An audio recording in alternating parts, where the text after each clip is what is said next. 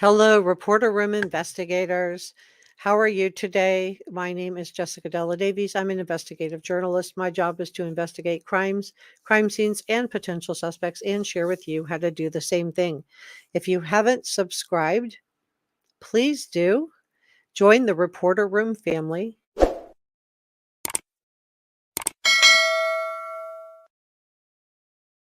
Like, share on your socials, and leave a comment.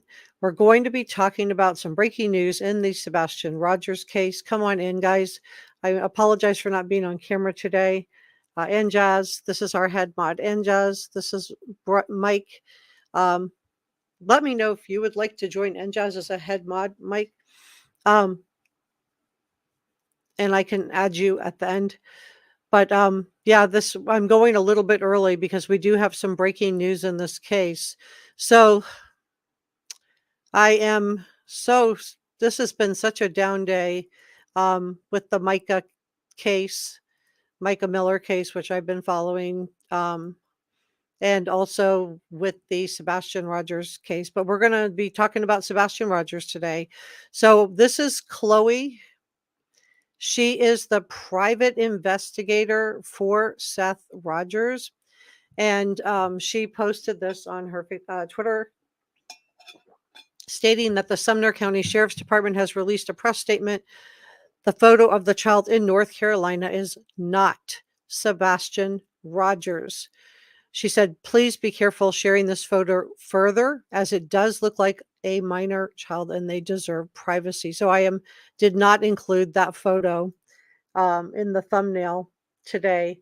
And this is directly from Sonny Weatherford. He's the sheriff, along with Eric Craddock. He's the chief deputy. It says, dear media representatives, we would like to provide an important update regarding the recent photograph circulated in connection with the search for Sebastian Rogers. After coordinated efforts with law enforcement agencies in North Carolina, we have determined that the child depicted in the photograph is not Sebastian Rogers. We understand the gravity of the situation and the concerns it has raised. Our collaborative efforts with law enforcement agencies continue unabated as we remain committed to finding Sebastian.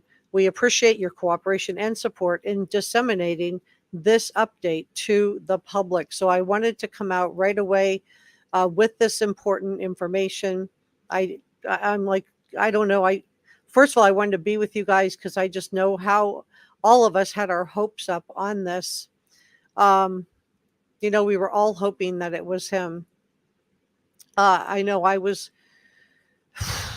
really, really thinking, to me, it just did look like him. The more I looked at it, the more I was convinced that it was him, but it is not him. So I just wanted to come out and share that with you. We're going to go through some other things too. We're going to talk about what happens next. Where do we go from here?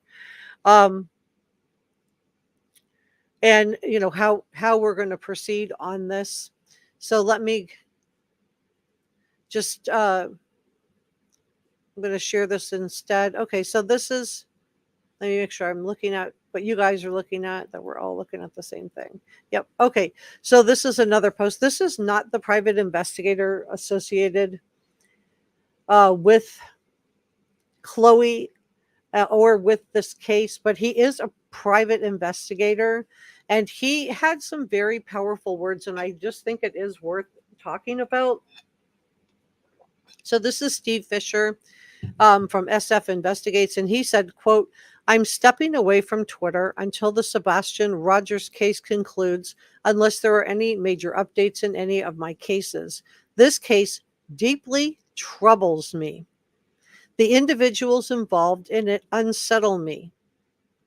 And this is why I wanted to share it with you, because I do think this is very, very interesting. For those new to the missing persons community, please understand that this case does not reflect how cases are typically handled or the character of those involved.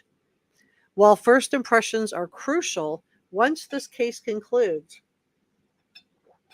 all those associated with it will likely have done so much to damage their reputation they won't be part of the community any longer. That is really, really like what? That is That is huge.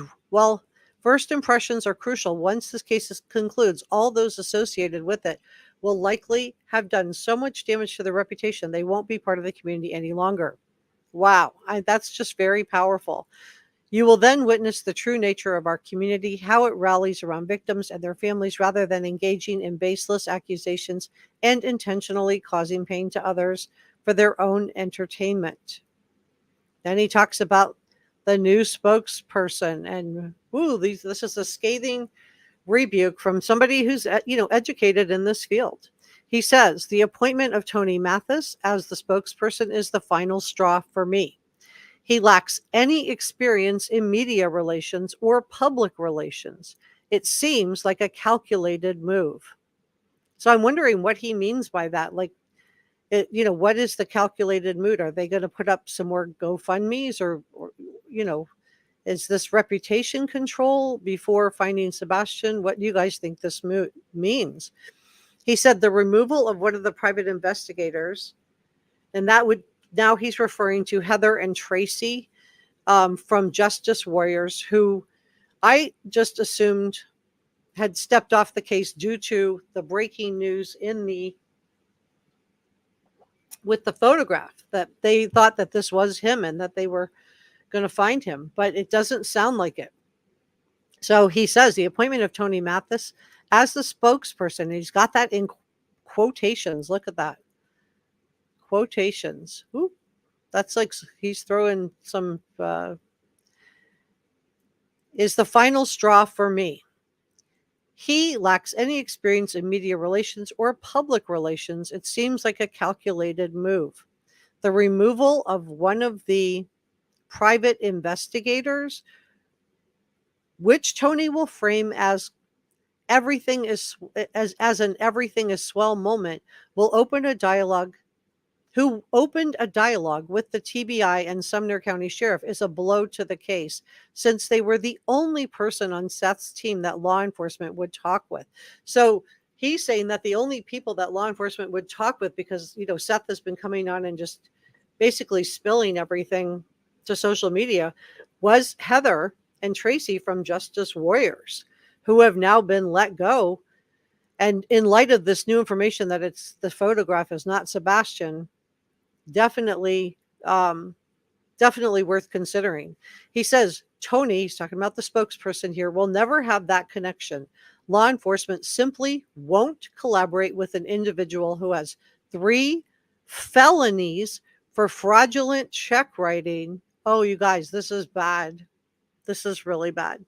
6 liens and 12 judgments against him. So that sounds to me like he's talking about Tony. 3 felonies for fraudulent check writing. To get a felony for fraudulent, the amount had to be really high. 6 liens and 12 judgments against him. They won't associate with felons, which will isolate the entire Seth Rogers group, making them appear as cohorts taking direction from a felon. Oh my gosh, you guys. This is huge. He says, it's a damaging image, and one has to question why Seth is so desperate to involve someone like this. There must be something significant about to transpire. Wow. And it's worth noting that Chris Proudfoot was not hot to trot on this guy, that he and Katie were checking him out and did not sign off on this guy. Well, maybe there is a reason. And maybe this is the reason, that they didn't want to be represented by somebody who had 3 felonies. That's not once, that's not twice. And that's just, 3 times that's a lot. That's 3 felonies. That's a lot of felonies. That's not an oops or a misunderstanding. The 3 felonies is a lot. And felonies is not a misdemeanor. I'm not saying everybody that shouldn't be allowed some redemption, but should they be allowed redemption at the expense of Sebastian I guess is my question. So he said, it sounds like and I'm going to finish going through this, but it sounds like Steve feels like that Seth made a big mistake letting Heather and Tracy go from Justice Warriors, who were their private investigators, because they were the only ones that TBI and law enforcement were going to talk to, and that they're just not going to talk to this guy. So Steve continues, and whoever recommended this individual to Seth, and he says, I genuinely have no idea, has cast a shadow over the entire missing persons community. We all look incompetent. Law enforcement will be so reluctant to ever work with private investigators after what has happened here. I never witnessed a case like this. Many people, including the professionals, will suffer the consequences. I don't understand why they allow it. Why they'd allow it. Why they chose this hill to die upon. My heart aches for Sebastian. This chaos is unfolding in his name. My God. Wow. Then he goes on to say, I am not leaving Twitter permanently, but I will be absent until this case concludes. I can't bear to be associated with the community while the situation is allowed to persist. For any existing new names, please contact me. And then he gives his contact information. Since I won't be checking this post again, I am disabling the comments. Take care, everyone. That is just absolutely a massive rebuke on this case. I'm just, my mouth is just hanging open. You guys, this is just absolutely huge. Um,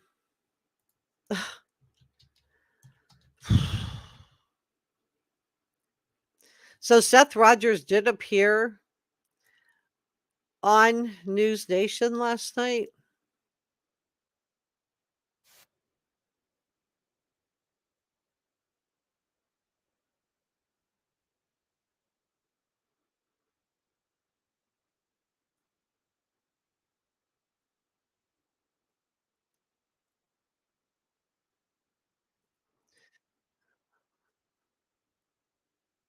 Okay, let me grab this.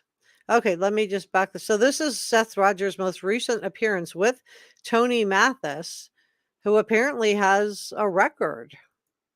So I don't know what you guys think about that. I mean, I agree that law enforcement is probably not going to work with somebody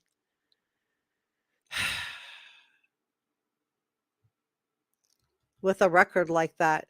So he appeared last night on uh News Nation, and we're going to talk about that in a second. Let me just say hello to chat. This is social media. I do want to be social. Please share this on your socials. So Enjaz and Brother Mike are both here. Good to see you. Thank you so much for joining me today. It really means a lot. Hi, Elizabeth. Come on in, you guys. Mama Bear is here, and Jody. Yeah, Micah case is really sad. I was really triggered by that one too. I'm sure a lot of you guys were. Um, but let's stay focused on Sebastian for this, and then we can talk about that in a separate live stream. Hey, Adaz. Hi, Lisa. Welcome. Thank you so much for subscribing and joining the Reporter Room family. We're glad you're here. Leslie is joining us on the rocks. Tell me where you're from. Come on in. Come on in. So it's not Sebastian. That's correct. If you guys missed the beginning, um, the photograph that has been circulating that we all thought was Sebastian, according to the Sumner County Sheriff's Office, is not Sebastian. Hi, DM. So we're going to talk about what happens next. We're going to talk about this Tony Matthias. Yeah, we were all hoping it was Sebastian. Yeah, Sharon says this must be crushing news to Seth. I would think so, because he really thought it was.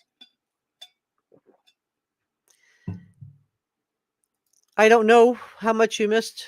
Um, I think you're okay. I just started like at 4. Sheila says so sad because it slowed down the search for him, waiting on confirmation. Yeah, so I think that it did slow down the search. A lot of people that were talking about searching didn't search. Let me just pull this up for you guys. Okay, so we're gonna watch this interview together. This is from last night.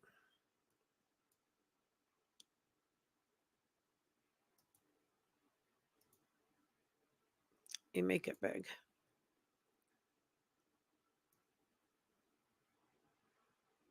And this is the photo that is not real. It has now been We're officially. hearing authorities are looking into it, but whatever it is, the image adds a new. So she's going to talk about it because this interview was done last night. She's going to talk about it like it is still in question because this was not known to us until moments before. New twist to an already bizarre case. And joining me now is Seth Rogers, Sebastian's father, and Tony Mathis, a family friend who was helping Seth and his family out. Thank you both for being here. Seth, I've got to ask you about this photo. When you look at it, do you think it's Sebastian? I do. You're sure? Pretty sure. And I understand you drove to North Carolina to check it out. What did you find?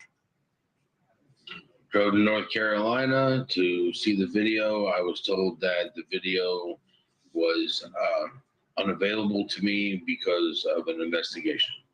Where did the video or the photo come from? Do you know? My private investigator has spoken to the person who took the video. The picture was taken at Grandfather Mountain in North Carolina. And why would he? Your son is autistic. Does he know anybody in North Carolina? I don't know. And how far away is North Carolina from his home? How many miles? Do you know? It's about a 6-hour drive with no traffic. Okay, so no idea how your son would have gotten 6 hours away to a whole different state with nobody that you know. Nobody you know in North Carolina, no reason for him to be there. No, ma'am. Well, now we know that this did not happen. He was not there. He was not there. The photo that they are referencing, the one that Seth thought was Sebastian, is not Sebastian. So there's been a lot of questions as to why this private investigator, Heather and Tracy, why they were let go when they were the only ones that law enforcement was talking to. And then Tony Mathis was brought on. Did he simply not renew their retainer to pay for a spokesperson that Steve Fisher is saying that law enforcement's not going to work with because of his criminal record? Tony, first of all, let's clarify your involvement in this case. You are not being paid by Seth to be his spokesperson. You're just volunteering to help him, right? Correct. Okay, so what have you been doing? What have you been able to find? What aid have you been able to give? So I've only been officially with Seth since Friday. I traveled all weekend. We've set up some interviews. We're doing more talking back and forth and coaching as to how interviews should work, which interviews to take, how to make sure that we're prepared for the interviews. And quite honestly, we're just trying to cut out the drama in the case and get refocused on finding Sebastian. Has anybody gone and interviewed any of the people or gone to the underpass where it appears he is in this photo? I don't believe so. We wouldn't know if law enforcement had done that or not because we really haven't got much information from them regarding this, which we completely respect because it is part of an ongoing investigation. So did Seth make a mistake by pulling Heather and Tracy from Justice Warriors off the case to replace him with a spokesperson, and then this is not Sebastian? We're given quite a bit of hope when Seth asked to look at the camera footage from the state park, and law enforcement told the state park not to show anybody the footage because it was part of the investigation. So, we feel like if there was nothing to see here, then there would have been no problem with him looking at the footage. So we're hopeful that there's something positive going on. But what? And of course, we know now that there is not. That is not what's happened. This we're going to talk about what should happen now. Where do we go from here?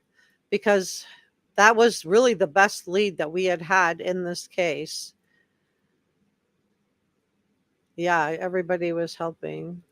So I'm glad that you're here, Cat's Life. Sheila says, so sad because it slowed down the search for him. Yeah, I agree.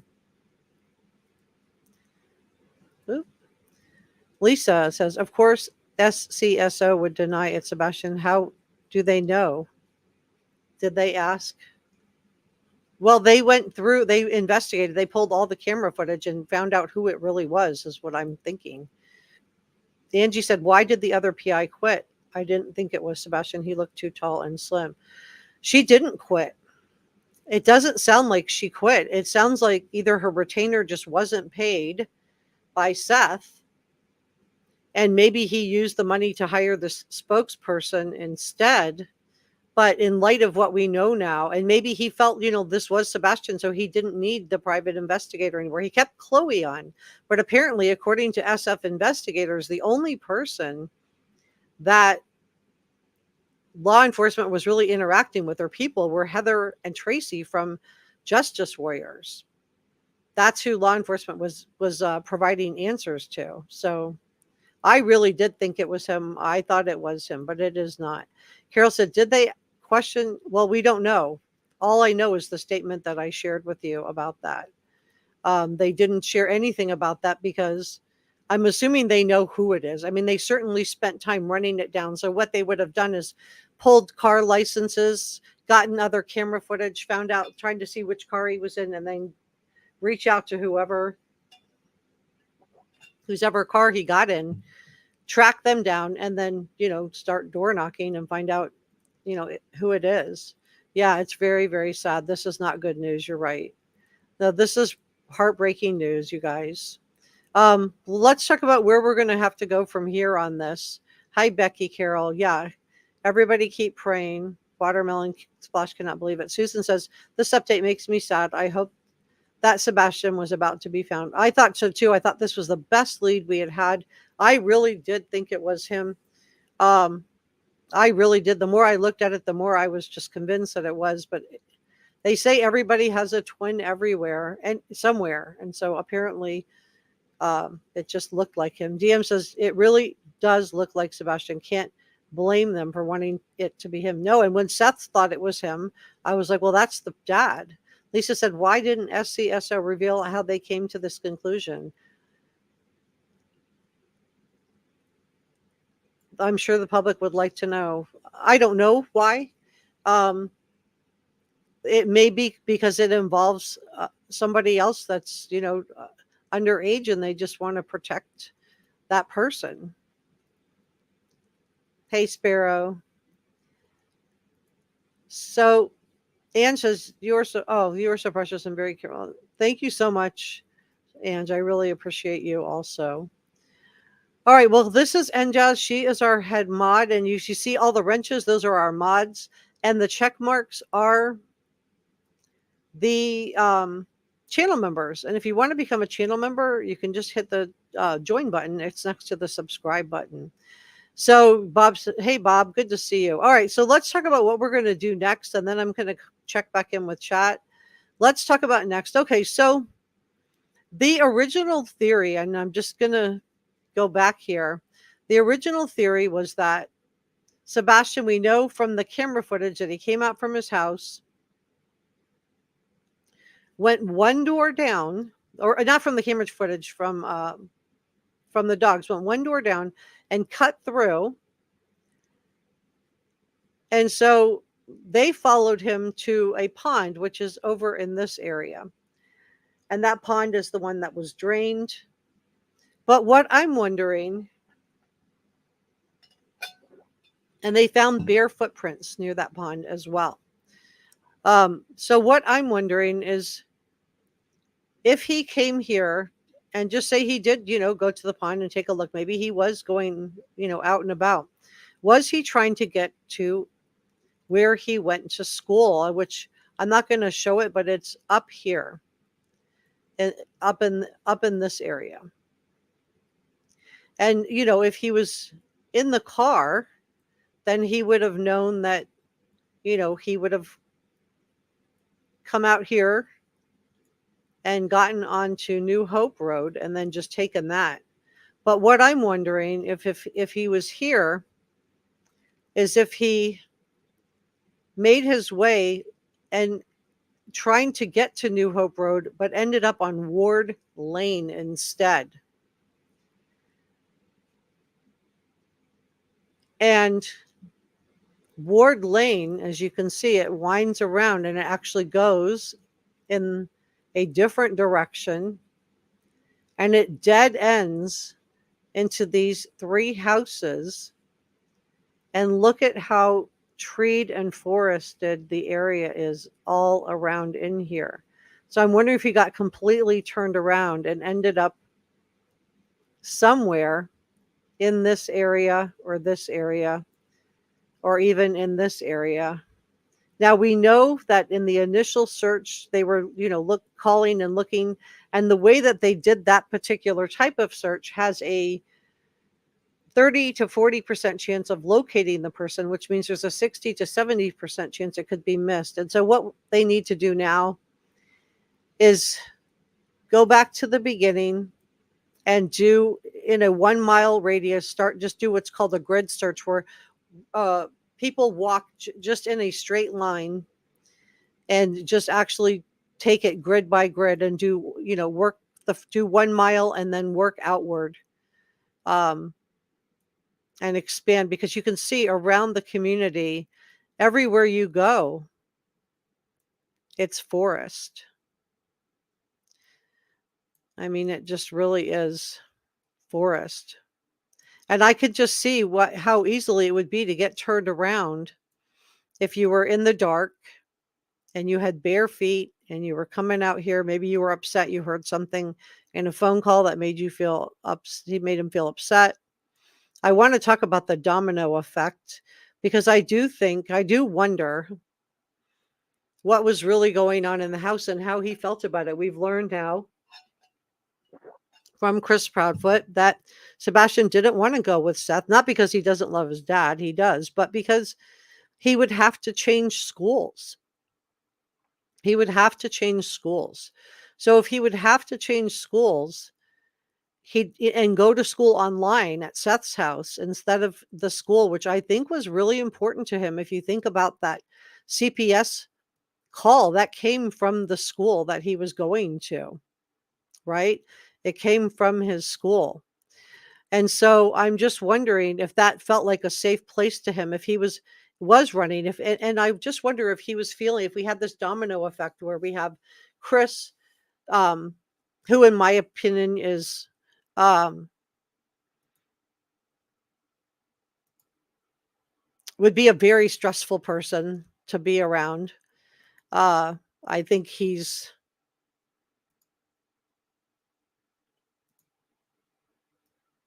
I just wonder if Sebastian living in that environment, how hard this would have been for Sebastian, and if he just felt like he didn't have anybody, and that something happened to trigger him, and that he ran out the door. And maybe, the guilty knowledge that Katie has is just that he went out the door and she didn't stop him. Was she being egged on by Chris or not? I don't know. But maybe the only thing she's guilty of is not stopping him from going out the door, thinking that he was just, saying that he was going to run away, except for he really did try to. And you could see with all the woods around in there, being barefooted, without a coat. I don't think this was planned, because I think if he had planned it, he would have taken his phone and he would have put shoes on. So I just want to talk about this, what some of the effects are. Anxiety and depression, PTSD, loss of sense of self and self-worth, headaches, body aches, trouble sleeping, short-term memory loss, mood swings, or depersonalization. So this happens when the perpetrator, I'm going to watch my words on this, only cares about themselves and may use words or actions to manipulate their partner's behavior and emotional state. And the effects can vary depending on how long someone can endure one of these types of relationships. Now, I'm wondering what happened in Katie's childhood. I talked about that in the last live stream. We know that her mother is a registered, allegedly, SO. And so I'm just wondering if, and apparently it had something to do with Katie. Again, this is alleged, but I'm just wondering if this, has gone into the type of relationships that Katie's moved forward in. And we know this is cyclical. It goes from generation to generation to generation unless someone stops it. So it can cause lifelong damage to you. It can cause anxiety. So you might find that, you're living in fear or anxiety in your relationships with new people. And it can cause anxiety attacks, panic attacks, hypervigilance. It can cause depression. Survivors also often struggle with feelings of worthlessness after months or years of being told how useless and stupid they are.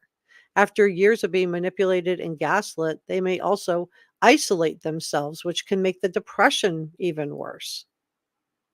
So I'm just wondering what was really going on in the house.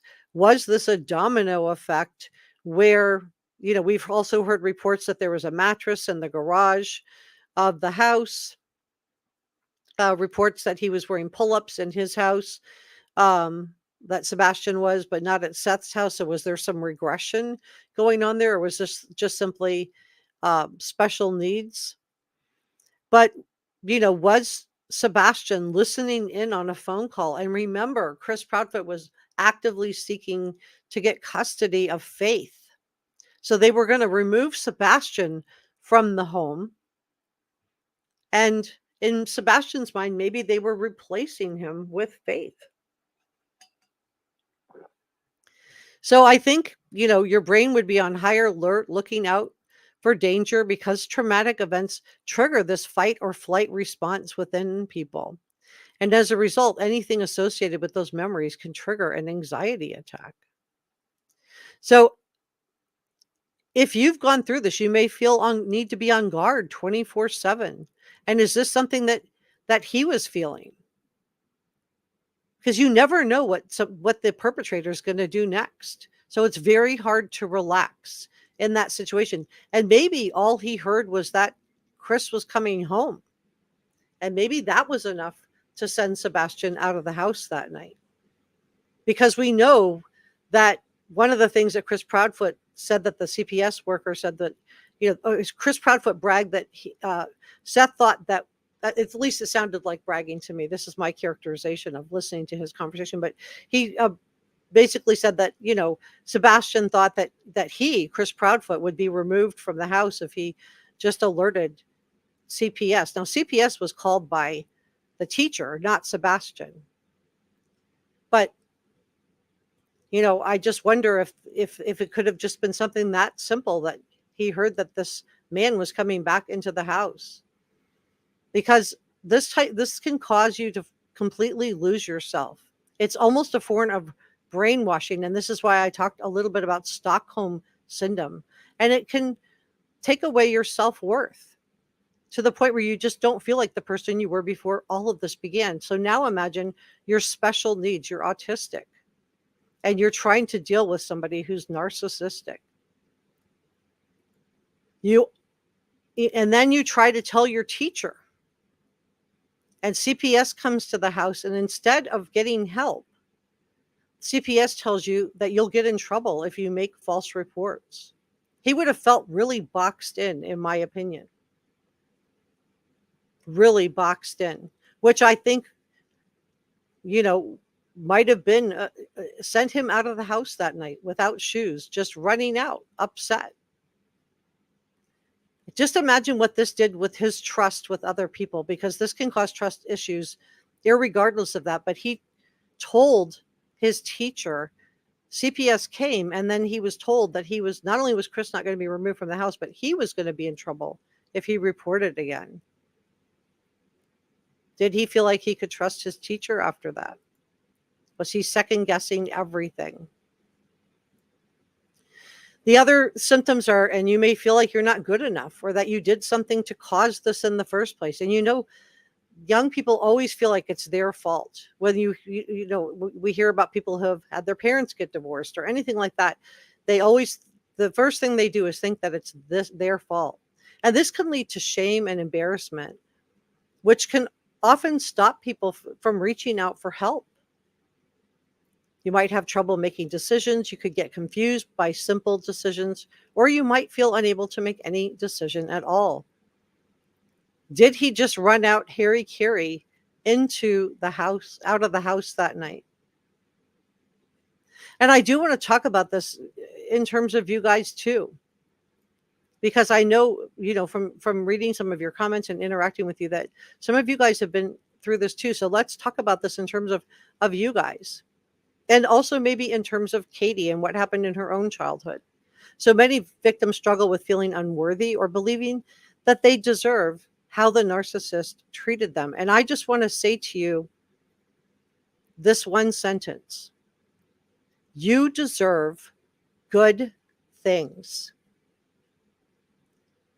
Write that down and put it on your mirror if you are having trouble forgiving yourself, or if you are having trouble feeling worthy. Just write that sentence down. I deserve good things. I just want to tell you this: you deserve good things. So it may feel like there was something inherently wrong. There may feel like something's inherently wrong with you.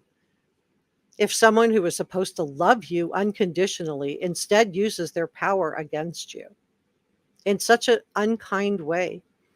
And it can cause adults to struggle with low self-esteem and believe that this narcissistic person would have treated you better if only you had done things differently. And of course, we know that's not true. But it's a way to feel like you're in control, isn't it? By internalizing it and taking the responsibility on ourselves, it gives us a sense of control over someone, even though we don't have any control over them. You may also have trouble focusing on your goals and your dreams. And this could be because you're still preoccupied with thoughts about what happened to you, or it could also be because your self-worth is damaged. And so it's difficult for you to believe that anything good can happen in your life anymore. And I just want to tell you that you deserve good things. Let's talk about the physical symptoms. So I'm talking about this in terms of Sebastian. I'm talking about this in terms of Katie. And I'm talking about this in terms of you guys that are out there that have gone through this or are going through this. Maybe you went through this with a coworker. Maybe it was a spouse. Maybe it was a parent. Maybe it was a step parent. Maybe it was a sibling. So physical symptoms can include headaches, stomach aches, body aches, difficulty sleeping, stress, and nightmares that can haunt you for days afterward. So it does make me wonder what Sebastian was living with, because I do think this applies to him. Cognitive issues. They can become difficult for you to concentrate on everyday tasks. So was he struggling? Was taking out the trash, did that feel huge? Watching TV, memories of traumatic events are also known to interfere with concentration and focus. They can cause memory loss, especially short term. And this is because our brain releases this surge of stress hormones when traumatized. And this affects the hippocampus region of your brain. And my source on this is Very Well Mind.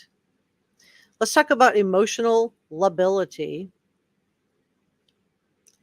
So this again is related to being involved with a narcissist. It's common to suffer mood swings accompanied by irritability, or you might feel yourself becoming emotionless, like a robot. And if you heard the phone call from Micah Miller, that 911 call, she sounds very flat. Her affect is flat. That's a common response because you're experiencing what's called depersonalization, where it feels like everything around you is not accurate. So how did this make Sebastian feel? Let's talk about how this might have affected Sebastian, because I'm wondering if he was having some anxiety and depression and some PTSD. Was he feeling angry at his mom if she was making the choice to have him go live with his father. And then Chris Proudfoot would agree to come home, right? Because I do think he was playing the withholding game, in my opinion, that he played with Nina Gomez. With Nina Gomez, when she wouldn't end her pregnancy with Faith, his response was to withhold.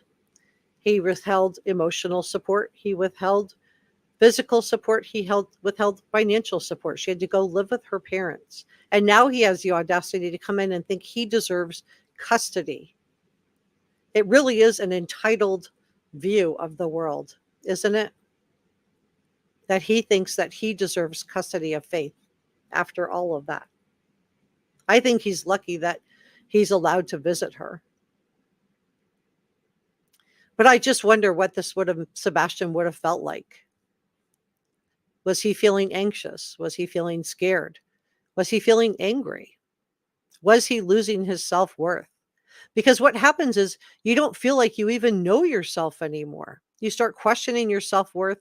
You have trust issues with other people, especially those closest to you, and constantly find yourself doubting or second-guessing yourself. So was this a domino effect? Because you might feel like you're not good enough, or that you did something to cause this to happen in the first place. And we know that young people really tend to blame themselves.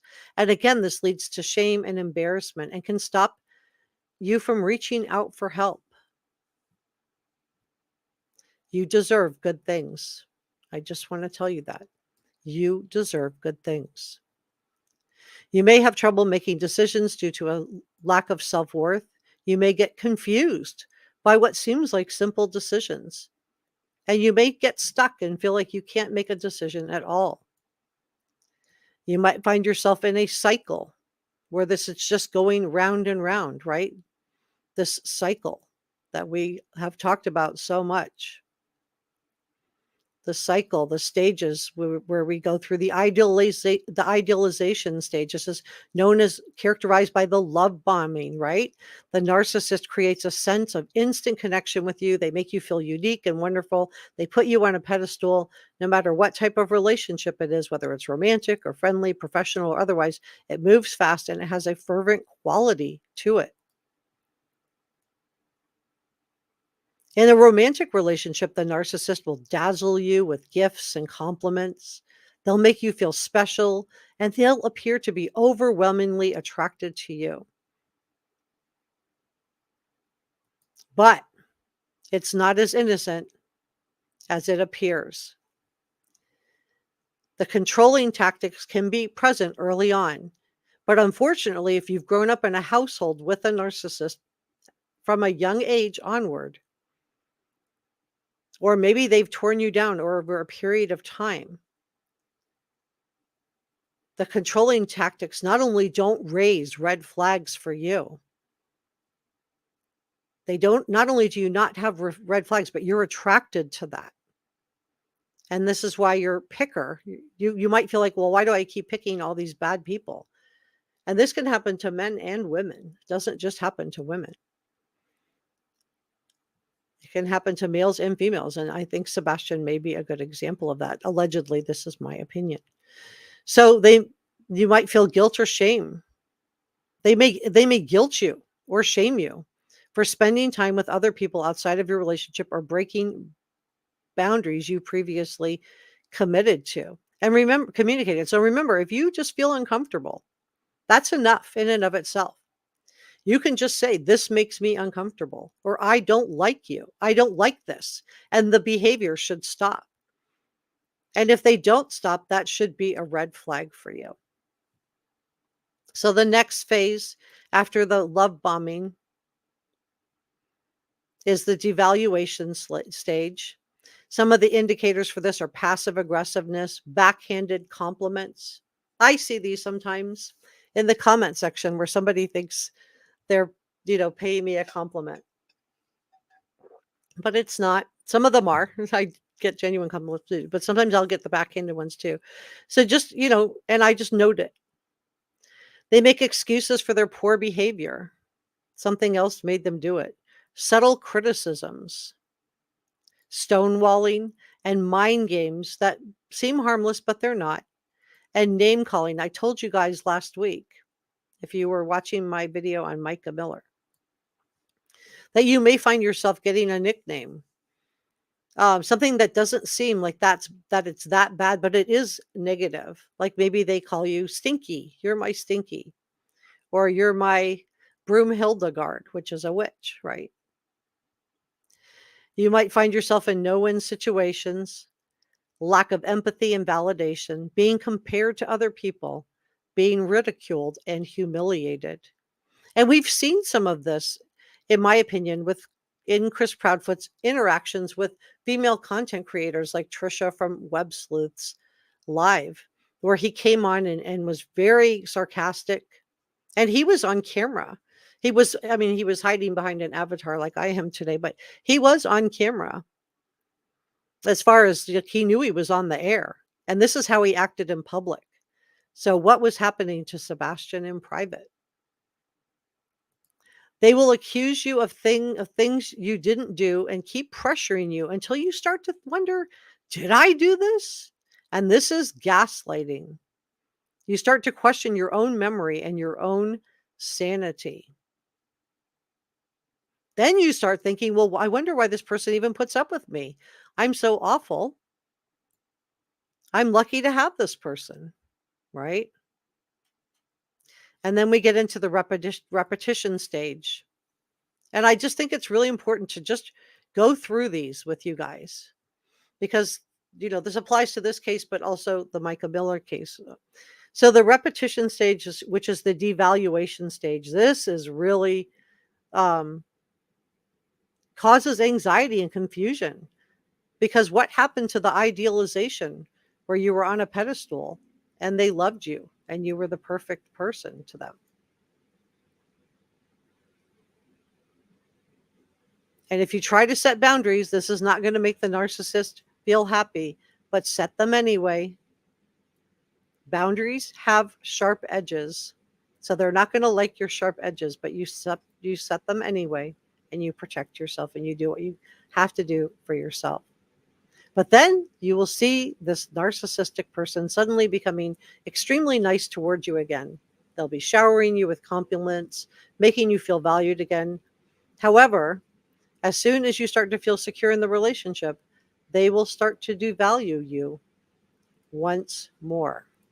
So it just goes around and around and around in a circle.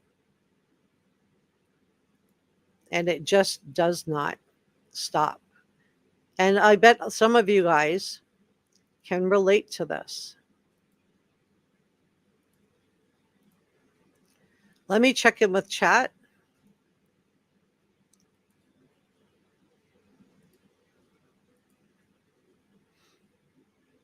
And make sure I'm not getting too behind. And we're going to talk more about this. So I just want to say to you that you deserve good things. You deserve to be happy. You deserve to set boundaries. That boundaries have sharp edges. So this means that the person that you're setting boundaries with, they're not going to like your boundaries. And that's okay. That's okay. Let's talk about boundaries for a second. And narcissism.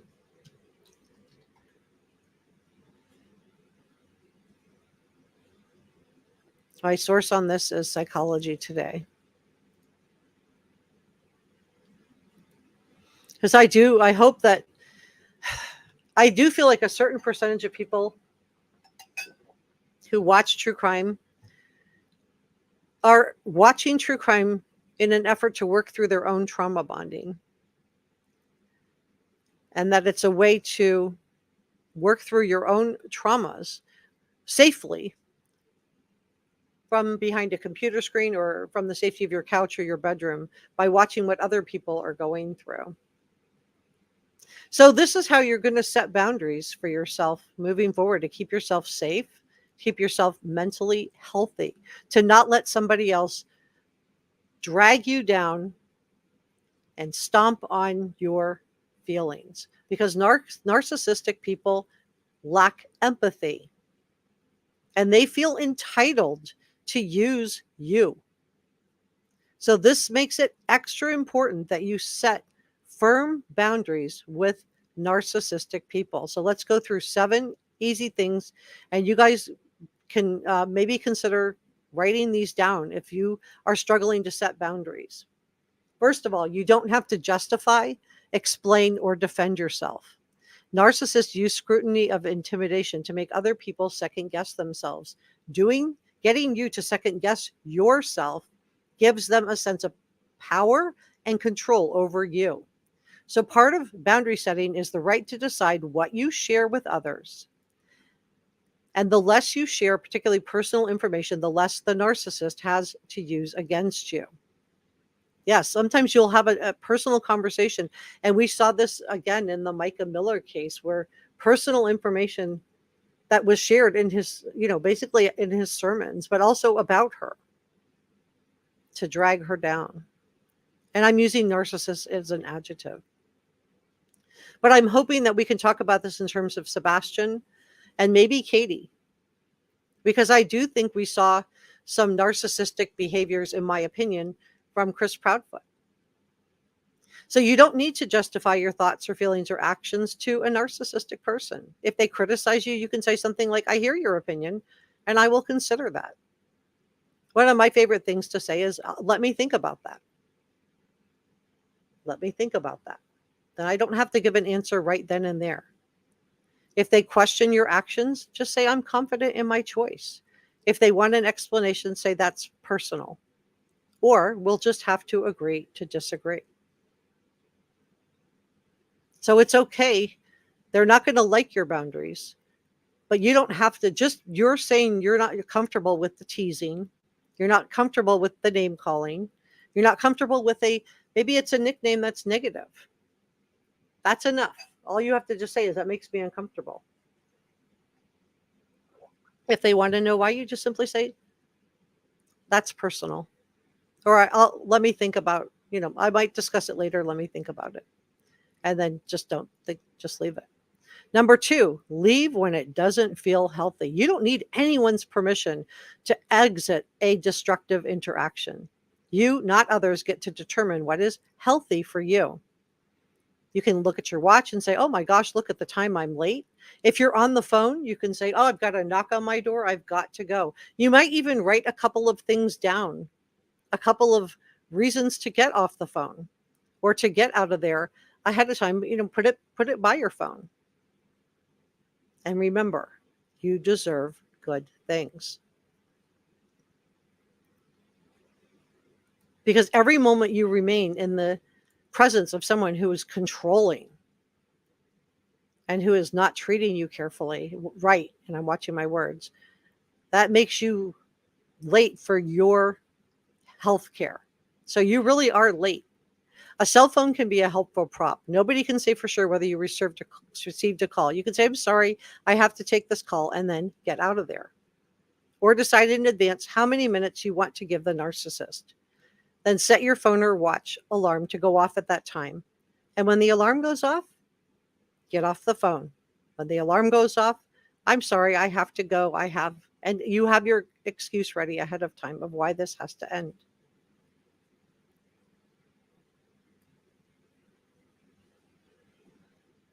Decide what you will tolerate and what you won't tolerate. This is a really important part of learning to set healthy boundaries. It's learning to be able to say no and sticking to it.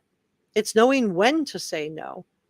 So ask yourself, are you willing to accept from others what you are willing to accept from other people and what you're not willing to accept from other people? For example, you might be okay with good-natured banter, but not sarcasm.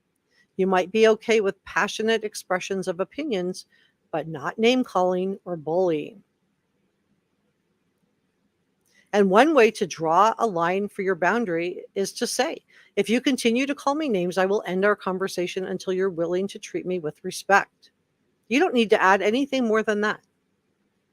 Refuse to engage any further. Just say, I've got someone at my door, and just get off the phone. I have to go now. Goodbye. So they're not going to like your boundaries. Okay, I just want to say, And if you haven't been setting them and they're not going to like your boundaries. They're going to start trying to argue, blaming, minimize your feelings, gaslighting, saying you're being too sensitive. That's a big one, right? So while these tactics are unpleasant, your boundaries should never be up for discussion. If it makes you uncomfortable, then that should be enough. If it makes you uncomfortable, that should be enough. So learn to step aside from intrusive, negative questions. If the narcissist is asking you something that's none of their business, something that's intrusive, something that's personal, because you don't know what they're going to do with that personal information. They may share it around with everybody. So be careful what you share. You can very gracefully shift and change the topic. But if a narcissist who has a track record of criticizing your spending, your career choices, your personal relationships begins their familiar interrogation, why step in that again? And say instead, if you know they share your personal stuff, say, quote, those are the kinds of challenges that build character, aren't they? Just have a couple of things ready to say. They say take the bull by the horn, but with boundaries, you want to take the bully by the horn, right? Take the bully by the horn. Narcissists hunger for attention and approval to counteract their own deep unconscious feelings of emptiness and unworthiness. Remember, I shared with you that Ruby Franke, when she was arrested and sitting in jail, because I do believe she's narcissistic. I'm not diagnosing her, I'm just using it as an adjective, but I do believe she's narcissistic. And she was comparing herself with Jody, how she was better than Jody because she could get her hands behind her back, and Jody was too big and couldn't get her hands behind her back. She couldn't compare herself negatively with anybody else but Jody because she's in jail, but she was still finding a way to make herself superior to someone else because she's empty. She's vapid. So one way is to meet this is to call out what they're doing. For example, say, are you trying to put me down or make me feel bad? Or just excuse yourself. Because I notice when I talk, you interrupt me. And just saying something in such a matter-of-fact way, it doesn't matter what they say back to you. Just be content in knowing that you've named what is happening and you've left it at that. And just end the conversation. Move on. Number 6, don't underestimate the power of narcissism. Remember that narcissists have spent a lifetime learning how to devalue, to manipulate, and take advantage of other people. It's a very powerful psychological phenomenon. And most people become unnerved, especially if you've been in a long-term relationship with a narcissist. You might be conditioned to accept these type of unhealthy behaviors from another person and conditioned not to be allowed to set boundaries for yourself. But just remember, boundaries have sharp edges. They're not going to like your boundaries. Set them anyway. Have compassion for yourself. Identify what you want to do differently next time and move on, because boundary setting is not a one-time event.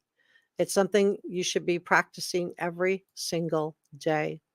So remember number 7, because good boundaries include consequences. Part of setting boundaries is knowing what you're prepared to do if your boundaries are ignored. And consequences are best when they're clear in your mind ahead of time. So decide ahead of time, when my boundary is violated, this is what I'm going to do every single time. Otherwise, they won't believe you. They won't believe you. So every time they violate your boundaries, you just say, I don't like that. I'm getting off the phone now. Or I've got to leave. And once you're safely out the door, then you can just say, I don't like that type of behavior, and walk away. Eleanor Roosevelt said, no one can make you inferior without your consent. I don't know. I think I think people can get beaten down to the point where they do give their consent. But set your boundaries. They're not going to like them, and that's okay. That's okay. Because boundaries do have sharp edges.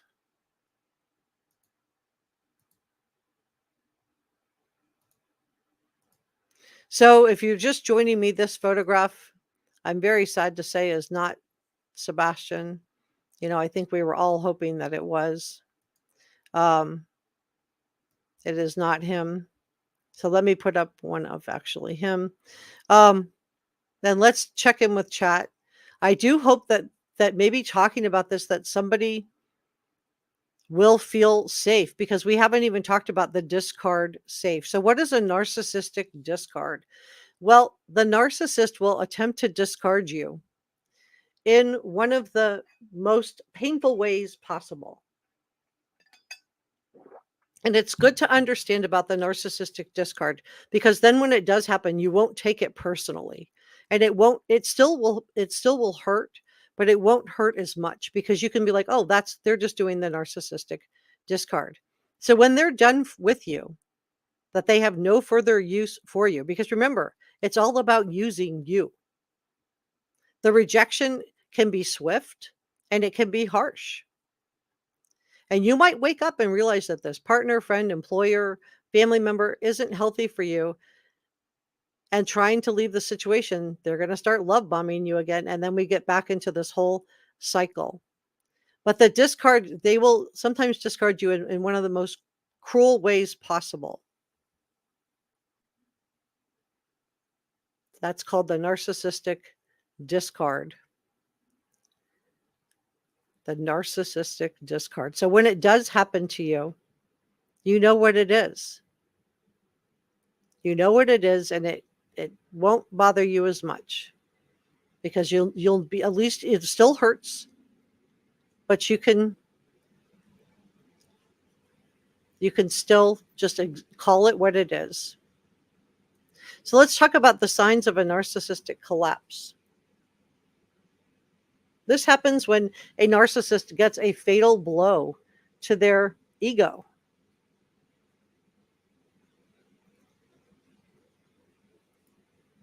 I'm going to share this one. Let me say hello. Let me check in with chat for a second. Can anybody relate to what I'm saying? Is this something that some of you guys think that this could have happened with Sebastian, and maybe even Katie? I knew it was not Sebastian. His face was longer, and Sebastian is shorter and square from the start. I was saying it was not him. Well, you were right. I did think it was him. Hey, Regina. Thank you, Brother Mike. Allison said, yes, it is true. Jamwar says, the boy is no longer with us, and Occam's razor would suggest, well, we don't know that. We don't know that. So I don't want to go there until we get something official from law enforcement. I do think we need to restart the search, though. Nadia says, Chris always said the photo is not him. So where did Chris? Well, we don't know that. So just be careful. Bob says, you're a sweetheart. Just people need to hear that. Thank you so much, Bob. I appreciate that. Where is this article? I need to read it. The boundaries article came from Psychology Today. If you just type in 7 ways to set boundaries with narcissists and Psychology Today, it should pop up for you. But let's talk about the narcissistic collapse. Let's go through that, because I just do feel like this is something that impacts so many people, and a lot of people that watch true crime are trying to recover. They're going through their own trauma bonding, and I do feel like the way that I saw Chris Proudfoot interacting on the air in these live streams, I found him to be very triggering. And so, I just wonder, what was it like for Sebastian? What was it like for Sebastian? He was special needs and under this person's angry outbursts. And, Peter Hyatt described Chris Proudfoot as not only being argumentative, but he enjoys it. He enjoys it. So let's talk about the common triggers of a narcissistic collapse. It's not an official diagnosis, and my source on this is very well mined, but it's definitely worth talking about. So this is what's being described as psychologists as almost a crumbling of the self. And the triggers that cause this collapse can be large, it can be small, it can be big. It can be big enough to signal a loss of ego. Remember, you deserve good things. For example, she points out that to a person who has narcissistic personality disorder also has a identify as a super parent whose child suddenly doesn't listen as someone who would have had a narcissistic collapse. So the effects happen to both the narcissist and to you. The narcissist will feel like their entire sense of self has been pulled out from under them because their sense of self-worth is based on the interpretation with others. In other words, they see themselves in your eyes. And this can lead to their own spiral. But you still have to set your boundaries. You still have to set your boundaries. Now, narcissists can recover, but not without professional counseling. And they're often resistant to it. Maybe you've gone into marriage counseling with somebody who is a narcissistic person. They might go, and their biggest reason for going is to tell the therapist on you. I'm going to tell the therapist what you said about this. I'm going to tell the therapist that. They just try to use the therapist as another way to manipulate you. That's why whether your spouse wants to go or not, you should still take care of yourself. Do what you need to do to protect yourself. Consider going without your spouse. So it can be stressful for the person with narcissistic personality disorder and those around them. So the narcissistic collapse affects not only them, but it affects you as well. So I do think that let's talk about some examples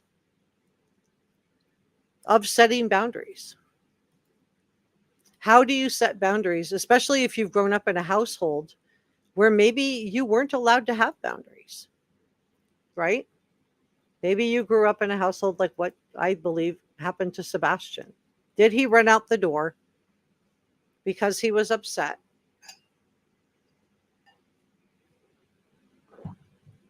So narcissistic people view themselves as uniquely gifted, and therefore they feel entitled to take advantage of other people. Look at, in my opinion, this is just my opinion, but Chris Proudfoot thinking he's entitled to get custody of Faith away from Nina Gomez. They do not possess healthy boundaries, nor do they like it when others set their limits. Yeah, they don't like your boundaries. I'll just tell you that right now. But decide ahead of time what behaviors you're willing to accept and what you're not. And if you're not willing to tolerate rudeness, bullying, or name calling, simply say so.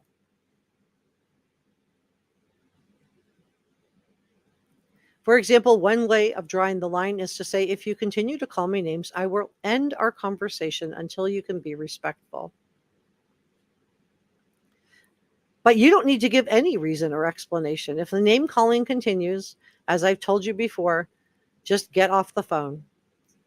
Say goodbye and hang up. Don't wait for their response and don't engage. Just, I've got someone at the door. I've got to go. Goodbye. And get off. Have your exit plan, because you have a right to exit any unhealthy interaction with another person anytime, and you don't need their permission to do it.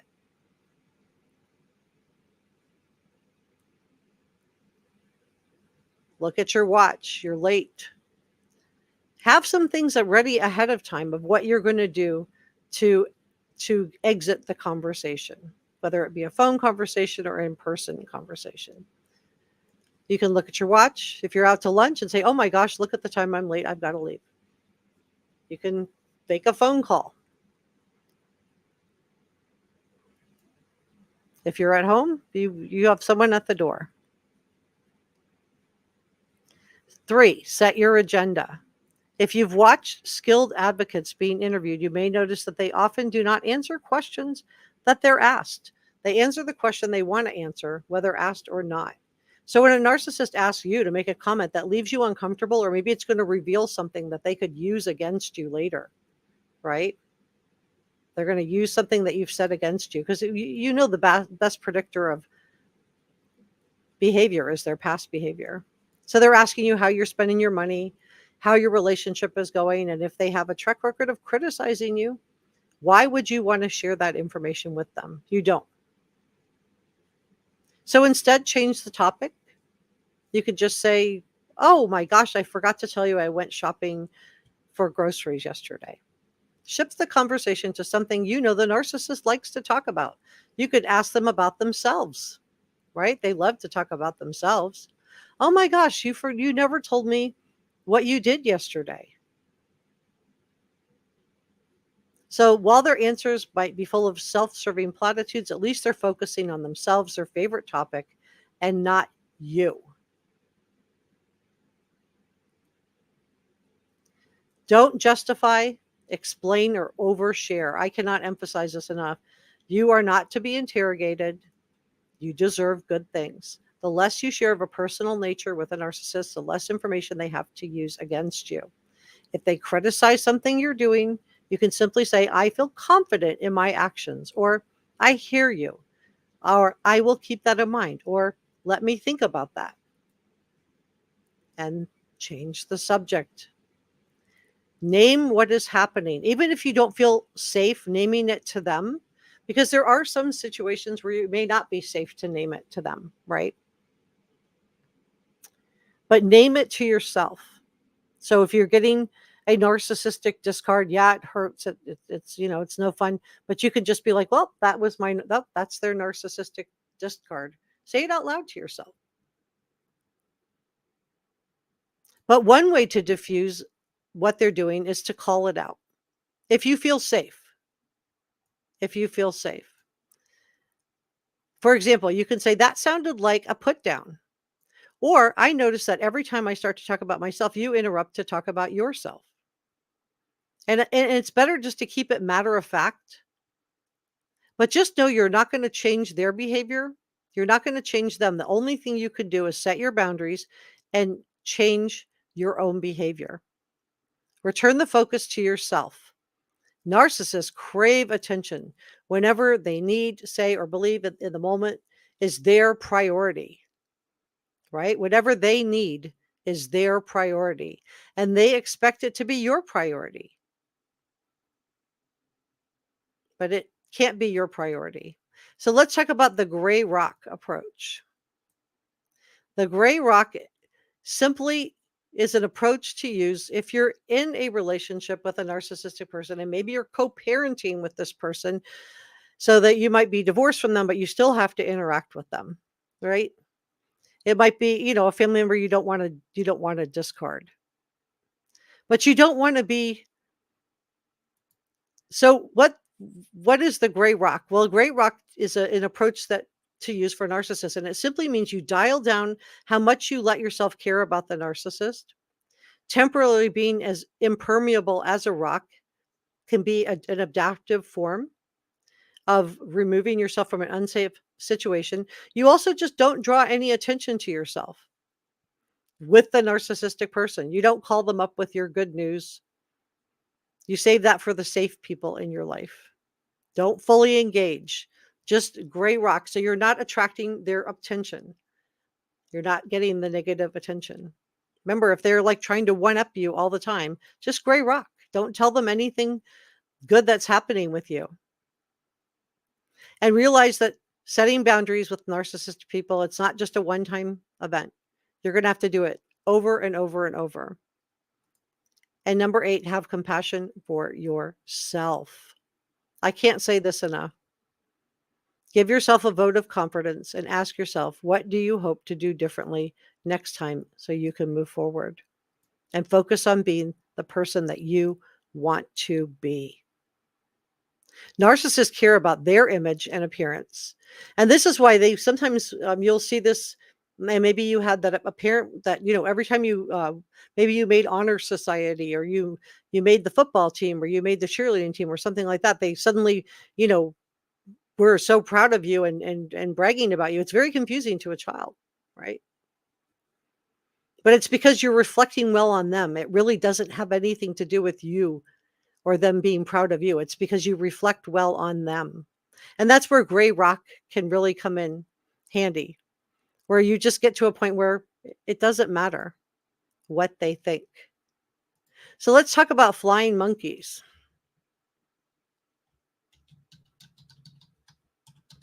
Because this absolutely can be devastating. This can be devastating. And let me just check in with chat, and then I do want to talk about flying monkeys. Thank you. And Jess says, everyone in chat, you are all so very special. Yes, you are. You deserve good things. You deserve to hear good things. And I'm just wondering if this is something that could have happened to Sebastian. Did this happen to Katie?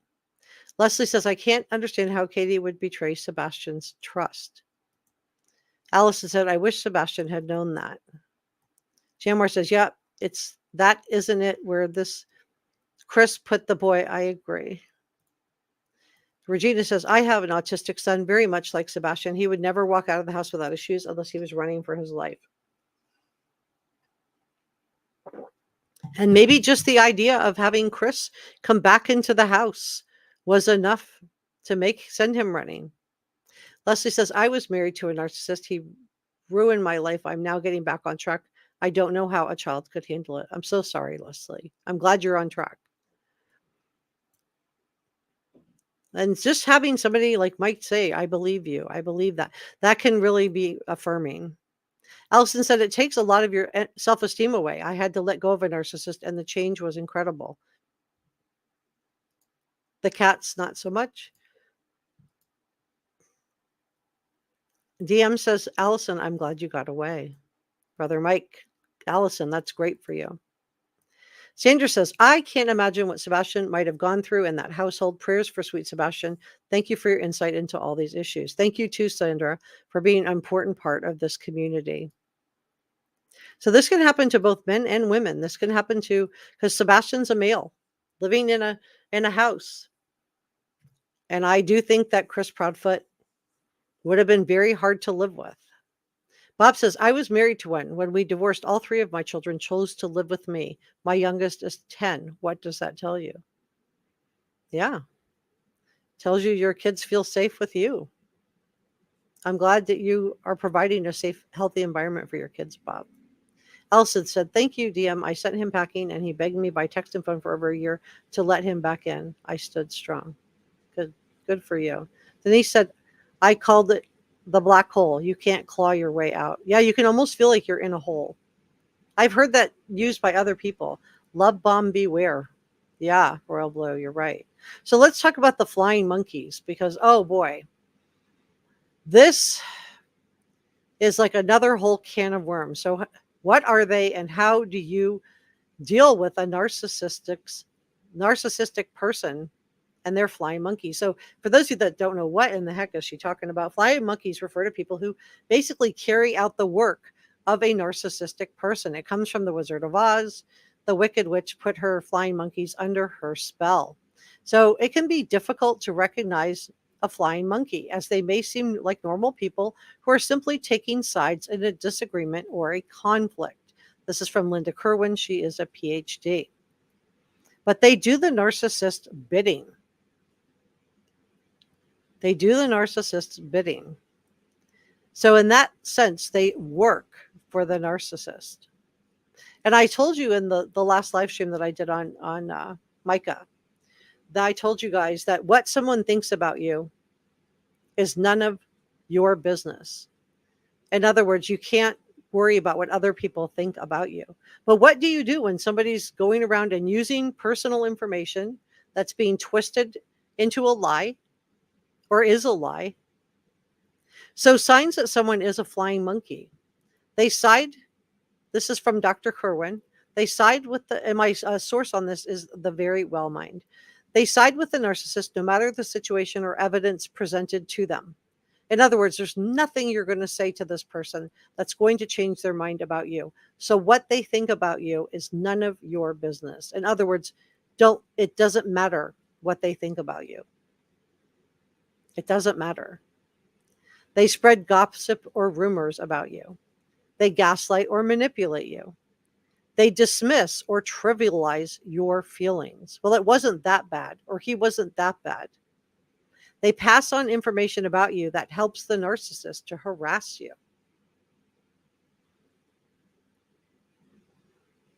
Flying monkeys can be friends, associates of the narcissist.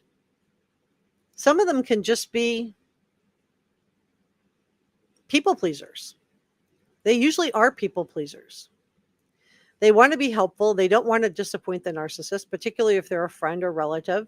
And it's likely that they've been manipulated or coerced by the narcissist, or maybe they grew up in a household that had this, as one of their parenting figures. So they just submit to the narcissist because they don't want to be the target themselves. We've seen a lot of this in the dynamic with the scapegoat and the golden child, right? Where we see the siblings where they have one sibling that's being scapegoated. And we saw this in the Summer Wells case, in my opinion. And I'm just wondering what was going on between Faith and Sebastian. Was she being held up as the ideal, and was he being scapegoated? We've heard, rumors that he was having to sleep on a mattress in the garage. Was he being scapegoated? Is Katie a people pleaser? They could be in denial or simply lack emotional intelligence or empathy to understand the harm they're participating in. Often, flying monkeys fulfill their role without actually realizing it or genuinely believe that the narcissist is in the right because they're taken in by them and their perspective. But what I want to say to you is that if they're so willing to believe something unkind about you, that is on them. That is their problem. That is not a you problem. So how do you deal with them? How do you survive a narcissist? And we saw this, in the Micah case as well, where this pastor was, literally using personal stuff about her in his sermons, which was so inappropriate, but typical narcissistic behavior, and probably had some flying monkeys in the congregation. So you got to be firm with your boundaries. Avoid the confrontation that can create drama. Get support from trusted people or a mental health professional. Document any incidences for the authorities and limit contact as much as you can. If they're minimizing what's happening to you,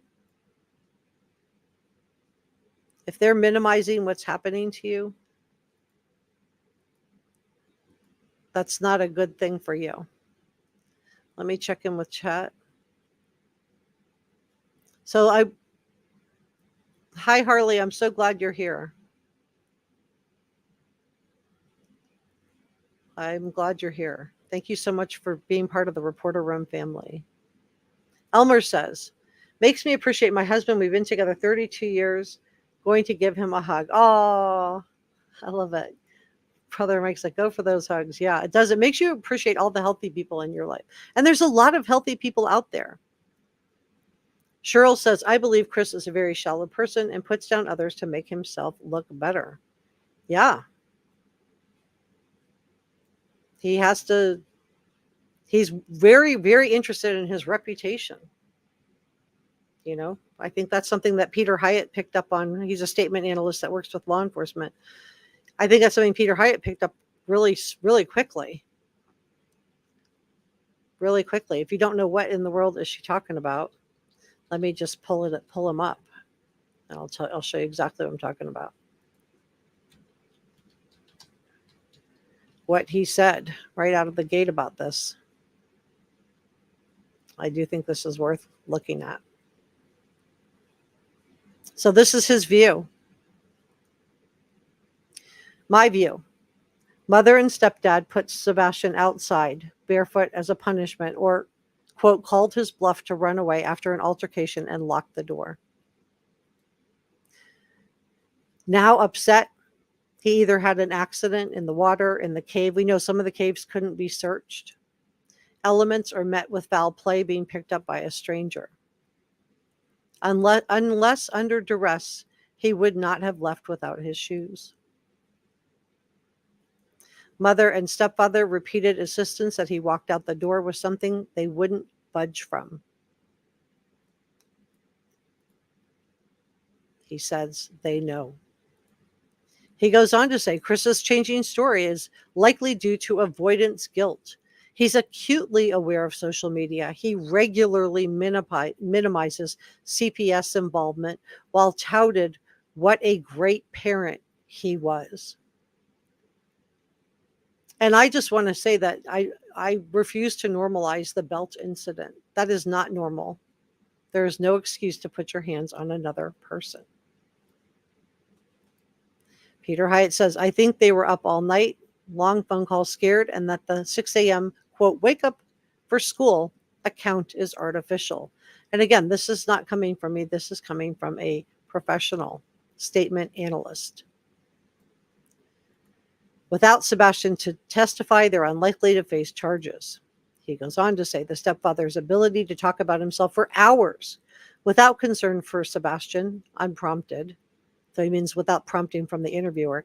And his bellicose language gives us insight into his negative relationship with Sebastian and of what life was like for Sebastian. They didn't indicate guilty knowledge, so he doesn't think that they know what happened to him or where he is. He does believe that they do not know where he is. But he does say that they withheld information about what happened to Sebastian that led him to be outside the door. So who is Peter Hyatt to be saying all of this? He's a deception detection instructor. He holds seminars for law enforcement, intelligence, military, business, employment analysis, and anonymous author. So I do think that, his opinion does carry weight.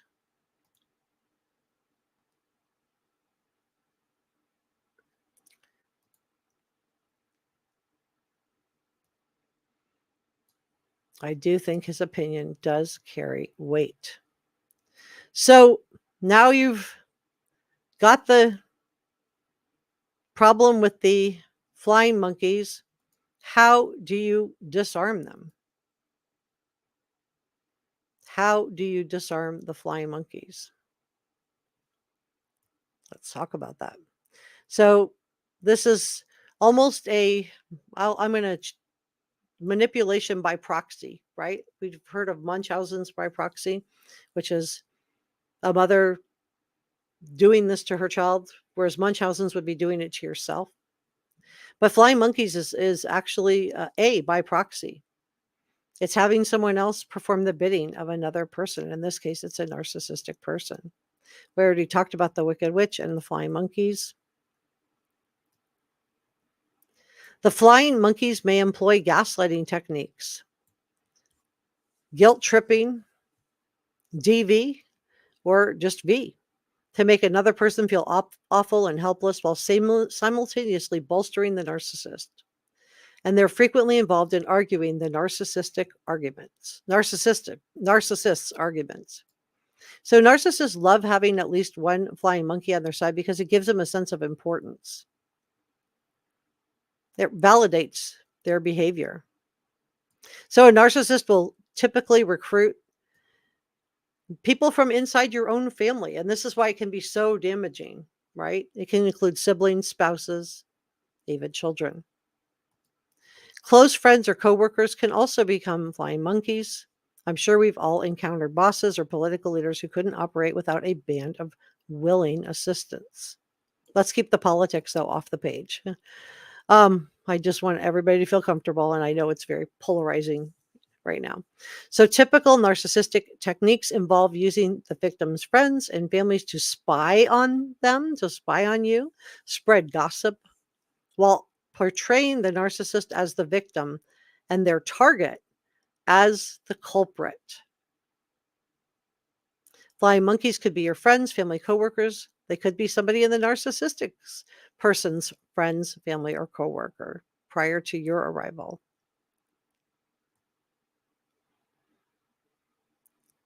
But they will begin grooming your friends and family.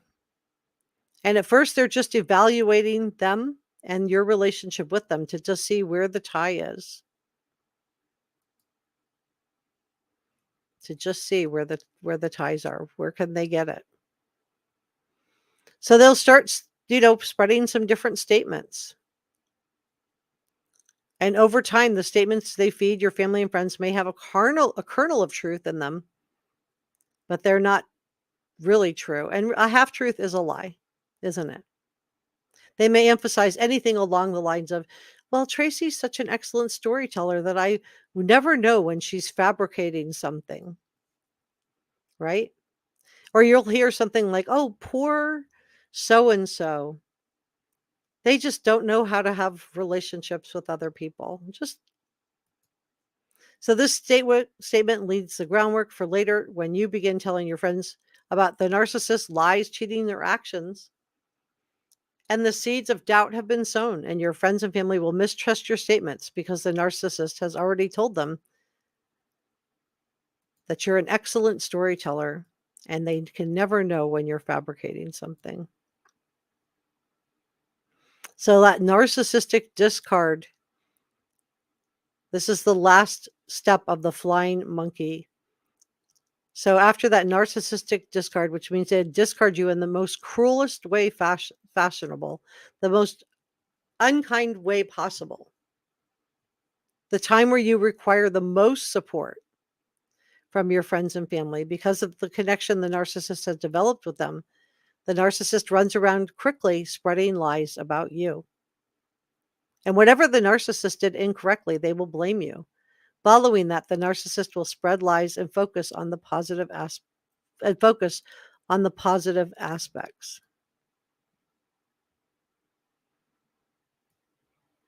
So it really hurts. It really, really hurts.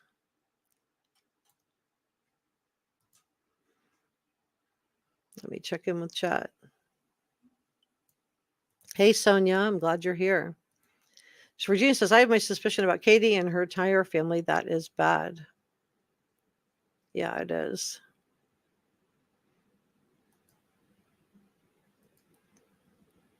I do wonder what happened to Katie in her own household with her mother, just knowing that she's a registered SO allegedly. Lisa says, body parts found of my children fishing, Mississippi, 3 hours from Memphis. Yeah, I heard about that. I did hear about that. But it was not, it's not Sebastian, guys, that has tattoos. NHGG says, I think the video showing people hurting someone could be the Bowersox fam taking him off Katie's hands. I don't know. I think I told you, I think that he did run out without his shoes. I think Peter Hyatt did nail it. I had hope. I really did. I had a lot of hope. And it says GPT generated image that borrows partially from Ethan Crumley's face and elements from known photos of Sebastian. I don't think it's generated. I mean, it could be, I guess. I'm not a Photoshop expert, but I looked at it very closely. I did not think it was Photoshop. Regina says, I agree, Jessica. I do true crime because of my own experience with the SK Robert Eugene Brashers. Oh my gosh. Tony says, I just sent is the Nancy clip Grace of Seth's poly results. Yeah, he's going to go live with Nancy Grace here in a little bit. DM says, I agree with you, Jessica. For me, I love seeing the bad guy get caught. Yeah, there's something satisfying to relive the trauma from the safety of your own couch, right? Roxy says, oh, I set those boundaries. I set those boundaries on my siblings. I know I no longer have any contact with them, although they try. Aw. Kathy says, can't wait to see Katie and Chris. Oh, I don't know. They haven't been charged with anything, so I think we just dial it back a little bit, guys. I think I do agree with Peter that I don't think they did anything to him except drive him out of the house that night. Inadvertently, through him overhearing something. Yeah, boundaries are important. Thank you so much. Bless you too. I just think it's important to talk about this. Hey, Michael, good to see you. I think it's important to talk about this. Allison says, mine treated me like a trophy when we were out together around others, but changed as soon as we got home. I'll never get involved with someone who shows those signs. I'm so sorry. You deserve good things. Rocky says, if Sebastian is not found with us anymore, I hope there is a conclusion to this. Yes, I hope so too. Michael says, to everyone here, and especially the mods, you guys are great. Yeah, thank you to our mods. Let me just do a quick thank you. I'm not ending or anything, but I just do want to say thank you to our producers. Hold on, I do this every time. Let me take this down. All right. George Brown and Jazz, For Amber, Energy Shots, and Angry Mon, and Not So Saintly. Thank you to our producers. Thank you to our channel members. You guys keep the channel going, even when we are demonetized, which happens a lot on true crime.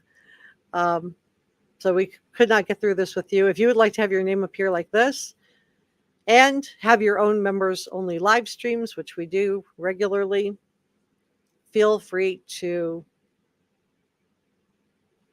hit the join button. It's next to the subscribe button. But you know what? Subscribing is also a great way to join the Reporter Room family. So I appreciate you guys. And I do want to do super sticker PayPal gratitude. Thanks. I hope I didn't miss anybody. If I have, message me so I know and I can add you. If you've done something like that, because I'm not perfect. I try to get it right, but I don't. Sometimes I can miss something. So if he did take off for school, if he ran out of the house that night, and we know the stench dogs tracked him past the second house, was he trying to get, and we know that they found footprints leading up to this pond, which is supposed to be over here. And they drained the pond. So I think this probably is it. It's hard to tell on the map. But that to me looks like it probably is. So if he was trying to get to school, so he came across Kellen and he knew that, just kind of sort of where his mom would have driven. He's smart. She would have gotten on here and taken this to New Hope and then taken New Hope up to the school, right? But let's just say it's dark. He's barefooted and he runs out in the dark. He goes to the pond because we know he is attracted to water. And he starts walking up to try to get to New Hope Road. But he doesn't get to New Hope Road. He gets to Ward Lane instead. And in the dark, he doesn't realize, and this lane is taking him off in a different direction into a more rural area. And you can just see all the wooded areas around the houses. And it dead ends right here on these 3 properties. So now what does he do? He either tries to turn around to go back home, which means I believe he would be found somewhere in here, or he keeps going, trying to get to the school. So does he go over this way, getting disoriented, or does he try to redirect himself back to the school, which is up here, and get lost somewhere in this? But I believe a 1 mile radius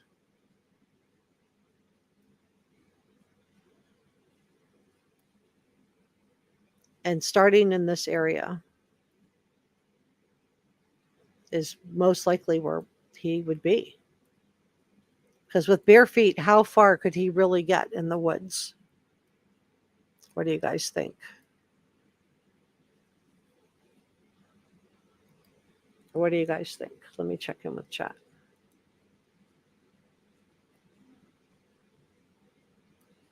Regina says, narcissists always try to win you back over when they need you. Yes, they do. That is so true. Welcome, Vicki. I'm so glad to have you as part of the Reporter Room family. Welcome. Nadia says, I think Sebastian is in Mississippi. What makes you think that? Oh, I do have a really nice Facebook group too. If you type in Reporter Room and Sebastian, Rogers, it should pop up. Yeah, we have 400 people watching, but only 90 likes. Please give this a thumbs up and help me out. 200 likes now. Thank you. Still short of the 400. And please subscribe. It's free. Join our family. Come be part of our community. We would love to have you. River says, when I saw the picture update that it wasn't him, I bawled my eyes out. I'm so sorry, River. That's why I wanted to come on and be with you. Because I knew I felt the same way. I almost didn't want to go live. That's why I'm sitting here behind my avatar instead of with makeup on. I just couldn't even put my makeup on. I just thought, just go, because there are going to be people in the community that need to connect. So it's more important than ever to have this live stream today, because we can connect with each other and support each other and show care and kindness for each other. But it has, it's just a huge blow, because I think all of us thought that this image was him. So just sending you positive, and just know you're not alone. Lisa said, this breaks my heart. I knew you guys were going to feel that way. MB says, this is a great channel, great presentation. You're exactly right. This child must have been stressed out all of the time. You're completely right. Thank you. Cat's Life says, I went to that with my ex-husband, and the therapist yelled at my ex. Wow, it sounds like a stressful session. Thank you so much, Lisa. Regina says, Chris and Katie are birds of a feather. The truth about Sebastian is with Katie. She was the last person to see him. We must start there. What Katie and Chris did to Nina screams narcissism. It does, doesn't it?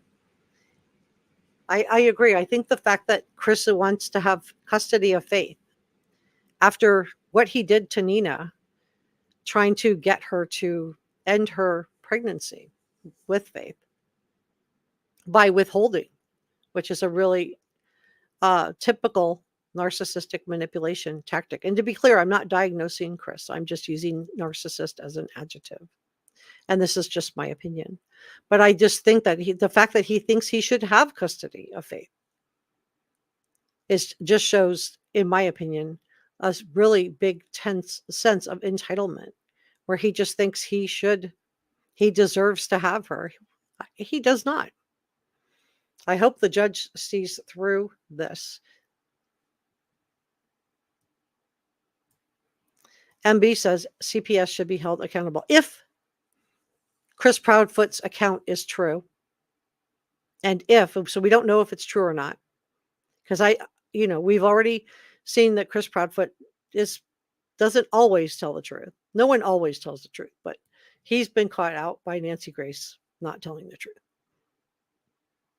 And he minimizes his behavior with the belt, right?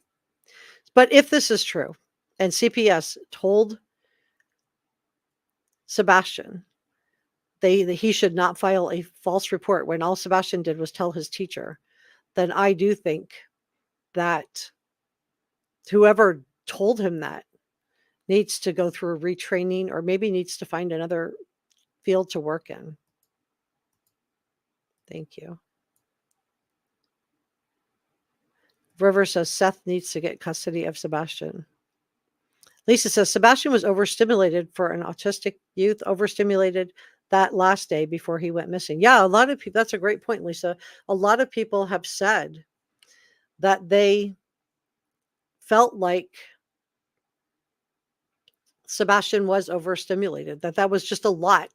It was, quote unquote, the best day ever, right? The best day ever. Was that a final day ever? Or was he just overstimulated, trying to go to bed, and then here's his mom on the phone with Chris and finds out that Chris is coming back home? Or here's some kind of an argument where he's, going to have to go live with his dad, who I know he, probably loved his dad, but changing schools and changing routines and changing environments would be stressful for anyone. But if you're autistic, you really don't like change. So was this going to be changing for Sebastian? Was he overstimulated that last day Did something occur on the phone with Chris and Katie Proudfoot that sent him running out of the house that night? Thank you so much, Enjaz. You're a very positive person also. Hi, Wicked. I'm glad to see you today. Brother Mike says, yes, thank you. No one needs to live under that treatment. Nope. Linda says, would someone tell me how we know it's not Sebastian? Well, law enforcement said it. Let me go ahead and pull that up real quick because let me pull that up because some of you guys did join us late. I'm on Twitter. Let me just go. Hold on. Let me pull it up. Because some of you guys did join us, and I certainly don't want you to not know what happened. All right. So let me just share this. Okay. Make sure I'm sharing what I think I am. Yep. Okay. All right. So this is Chloe. She is the private investigator that is still on the team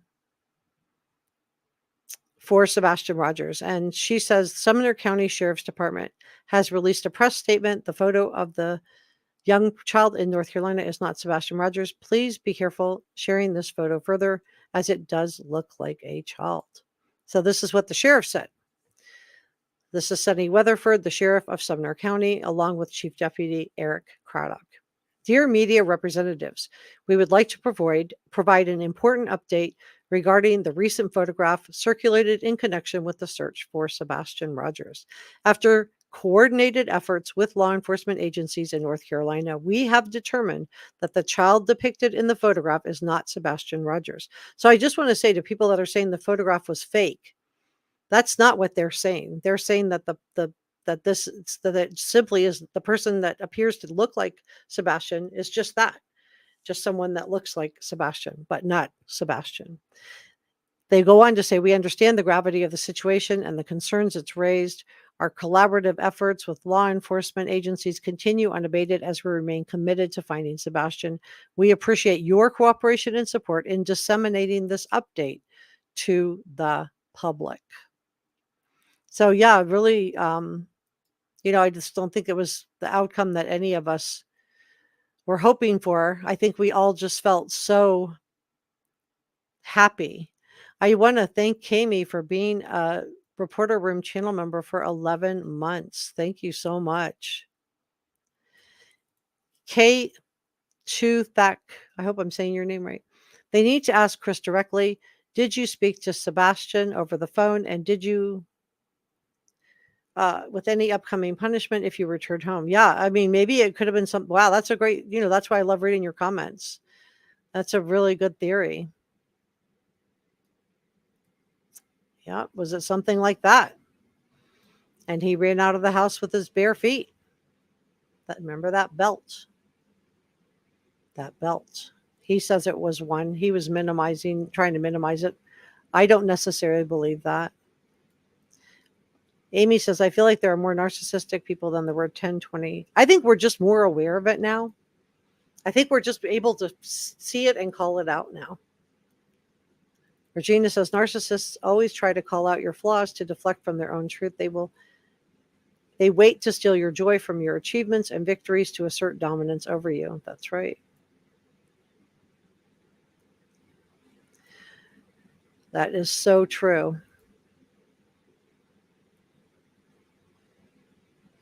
Let me see. I'm just grabbing comments. I hit the wrong button. Here we go. Yeah, it is sad news, Amy. Brother Mike's telling you the Facebook group is really good. Yeah, and we have a side chat for channel members. Lisa says, I knew you guys were going to feel sad. That's why I wanted to come on here with you guys. I didn't want you guys to get this news in a community post. I did want to come on and be with you. And I felt sad too. And I wanted to be with you because I felt sad too. So I needed you guys also today. Lisa says CPS failed him. They should have talked to him at school out of Chris and Katie's knowledge, as well as they should have notified Seth. I know that's what they do in other states. Yeah, that's an awesome idea. Opinionated said, yeah, I heard that too, but I think they have tattoos on that. So it's not Sebastian. So just want to just tell you that. We have bad news, but not that bad. Not bad news. Shirley said, I think it's a huge clue, the fact that Sebastian had no shoes on in late February. Yeah, February 26th, no shoes, no jacket, no cell phone. And Chris describes him as stepping off the front porch, which to me almost makes it sound like somebody saw him. Pam says she agrees with him being overstimulated. Teresa says, hi, all. I've been a while since being here last, been watching the live trials. Yeah, there's a lot of trials going on.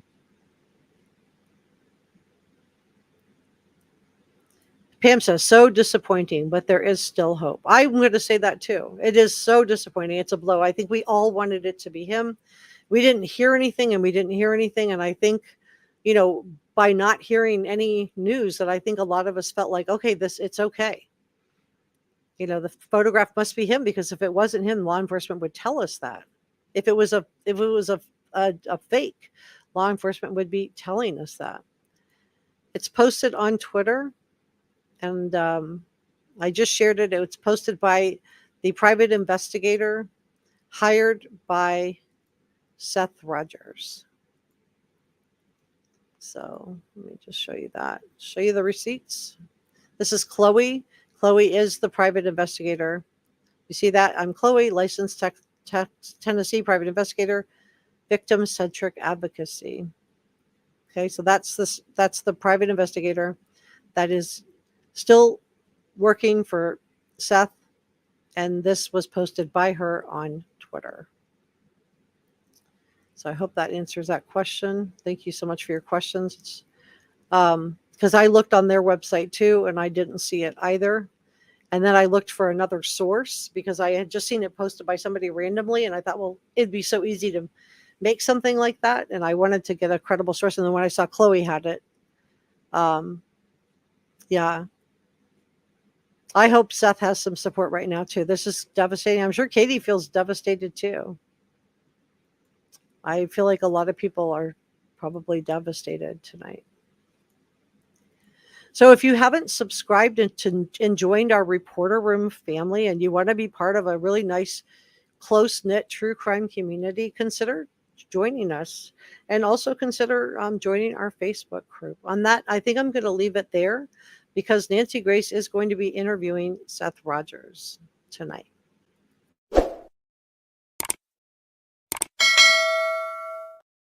Thank you so much for joining me today. I will continue to follow this case. We are not done. I will continue to follow this case with you guys, and I will be doing an update on Micah Miller. If you guys want me to, let me know in the comment section below if you want me to do something on her case tomorrow. And but I had already committed to do this prior to the information coming out about her. But let me know if you would like me to follow up on that case. I will be happy to, or if there's some other case you think I should be covering. And I did move the Brian Kohlberger one because it was going to come out at 5, and obviously I'm live here with you guys, so I can't do a premiere. So that will be up tomorrow. So be on the lookout for that, and I will see you guys next time.